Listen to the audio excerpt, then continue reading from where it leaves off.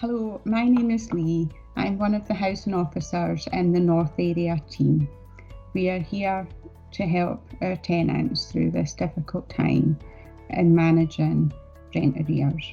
We know that many of our tenants are struggling due to the COVID-19 pandemic, whether it be through furlough or redundancy or financial difficulties. The increasing cost of living means that many people are struggling with their rent and bills at the moment. We just want to let you know that it's really important that you get in touch with us at the area housing teams so that we can help you get the help that you need at this time.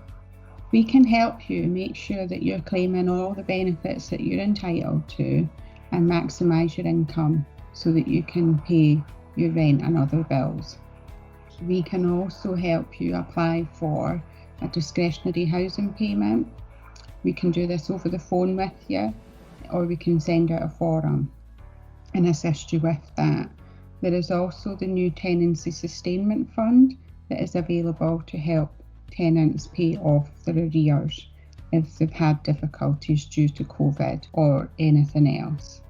There is also the new Hardship Loan Fund that we can give you advice on and signpost you to the link for applying.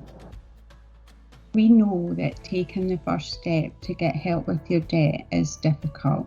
Our staff are here to help you. We won't judge you. They're very friendly, and we would love to be able to help you enter into an affordable arrangement plan to help you pay off your debt, so that it's not spiralling out of control.